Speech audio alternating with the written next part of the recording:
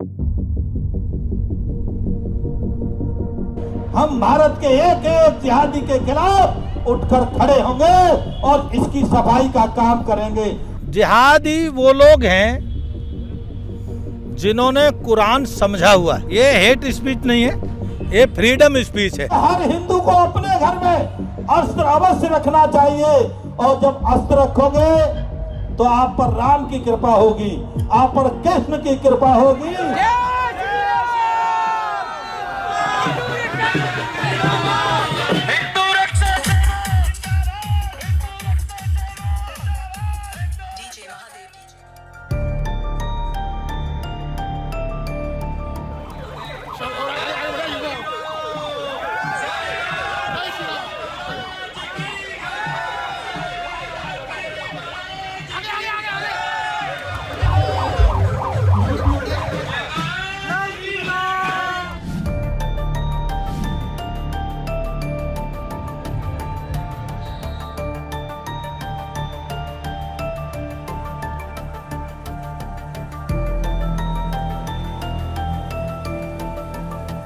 Myanmar में और आपके देश में बहुत ज्यादा अंतर नहीं है, थोड़ा सा अंतर रह गया।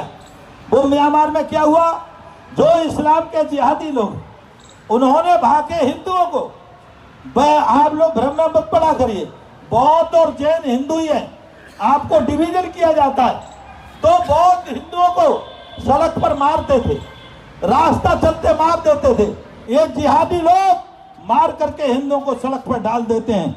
क्या आप इसी का इंतजार करोगे? संसद से घोषणा हुई है, धर्म संसद से, अब हम इसका इंतजार नहीं करेंगे। हम भारत के एक एक जिहादी के खिलाफ उठकर खड़े होंगे और इसकी सफाई का काम करेंगे। मोदी ने नारा लगाया है स्वच्छ भारत, हम भी पवित्र भारत भी करेंगे, स्वच्छ भारत भी करेंगे और पवित्र भारत भी करेंगे।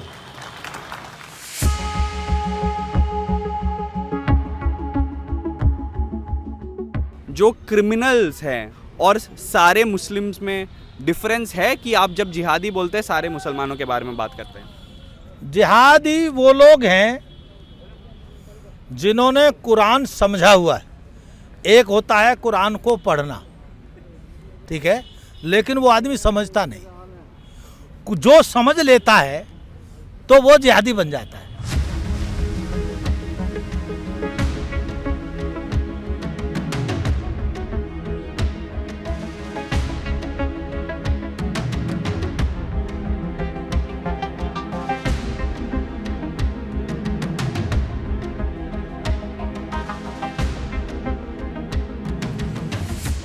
एक फर्जी महात्मा कहता है, अरे महाराज जी, हिंदू संस्कृति के किस ग्रंथ में है कि हथियार उठाओ? अरे हमने कहा तुमको शर्म नहीं आती? हमारे राम और कृष्ण हथियार के बिना रहते नहीं हैं और राम ही थे जिन्होंने आतताइयों को लंका तक मारा था और लंका तक सफाई करके तब अयोध्या वापस आए थे।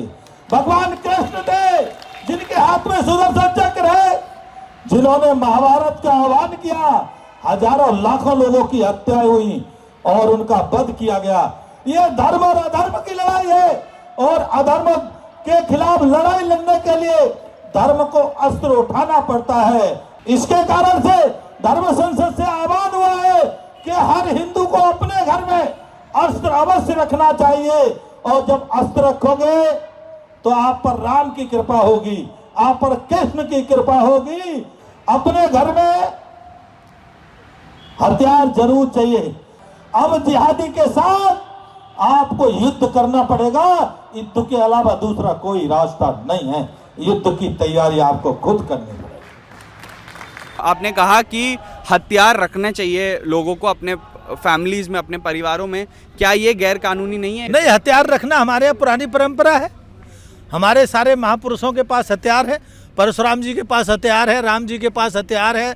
तो हमारे यहाँ मान्यता है, हम भूल गए हैं, उसका ही आह्वान किया है और ये कोई अपराध नहीं है और आत्मरक्षा के लिए रखना ये कोई अपराध नहीं। हिंदू कभी किसी पर हमला पहले नहीं करता, हिंदू का स्वभाव ही नहीं है। आज पूरे वर्ल्ड में आप एक घटना बता दीजिए जो हिंदू ने किसी को अपने को खुद जाके मारा हो। हिंदू नहीं मारता, हिंदू का स्वभाव ही नहीं, हिंदू मार ही नहीं सकता पहले।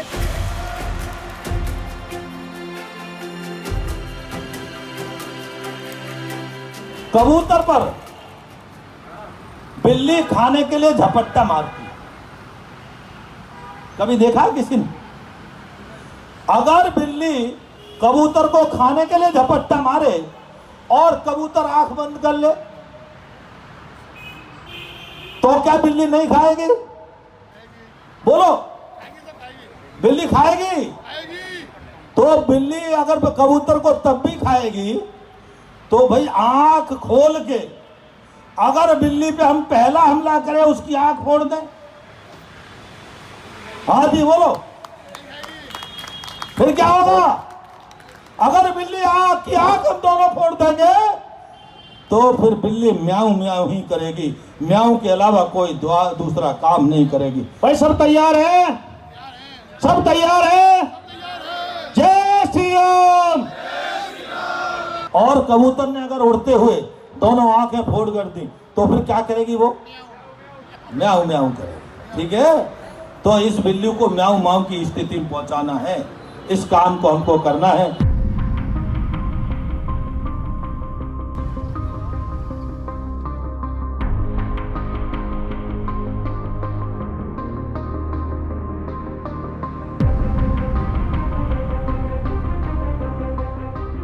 इस बात को इसलिए कहता हूं, जब हमने 2017 में जब देखा कि पूरे विश्व में हिंदुओं का कोई कहने वाला नहीं, उत्तर प्रदेश के वर्तमान के माननीय मुख्यमंत्री योगी आदित्यनाथ जी ने भी इशारा किया कि महाराज जी अब हम सरकार में चले जा रहे हैं और हिंदुत्व की लड़ाई अब कौन लड़ेगा?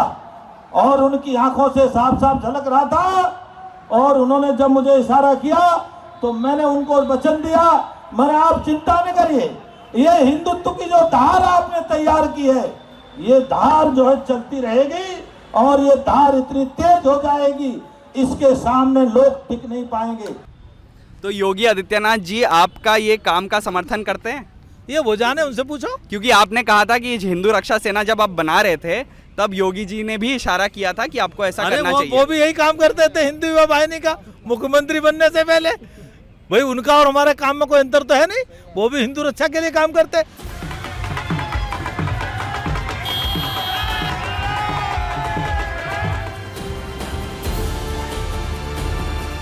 में चुनाव होने वाले, असेंबली इलेक्शंस आ रहे हैं, क्या ये जो धर्म संसद आप अलीगढ़ में भी एक प्लान किए हैं लेटर दिस मंथ 22 23 जनवरी, तो क्या ये धर्म संसद चुनाव के ठीक पहले इलेक्टोरेट को पोलराइज करने की तरीका है कि इलेक्शन से कोई लेना देना नहीं है? देखो, भारतीय जनता पार्टी का 1 रुपए का मैं मेंबर नहीं हूँ, लेकिन मैं एक बात संदेश जरूर देना चाहता हूँ आपकी बात से। उत्तर प्रदेश की मजबूरी है, योगी बहुत जरूरी है।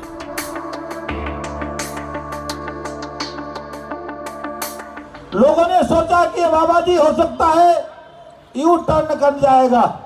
पत्रकारों ने मुझे कई बार पूछा, धर्म संसद आपकी अध्यक्षता में हुई, आपने जो बोला वो ठीक है? मैंने कहा मैं अंतिम सांस तक उस पर अड़ा हुआ हूं, मेरा एक एक शब्द ठीक है। और चर्चा का विषय हो गया। आपको 10 दिन हो गए मीडिया वालों को ट्रायल करते हुए, आपको 10 साल भी अगर मुझ पर ट्रायल करेंगे तो आपका स्वागत है, ये महात्मा पीछे हटने वाला नहीं है। धर्म संसद किसी के भी रोकने से नहीं रुकेगी और पूरे देश में धर्म संसद आयोजन की जाएगी।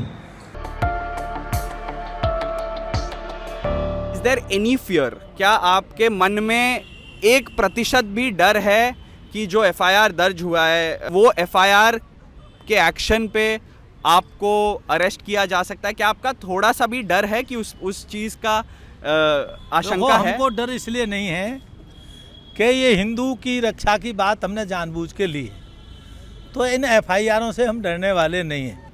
ये हेट स्पीच नहीं है, ये फ्रीडम स्पीच है। आप हेट स्पीच कह करके हिंदुओं का अपमान कर रहे हैं। बोलने की देश में स्वतंत्रता है कि नहीं है?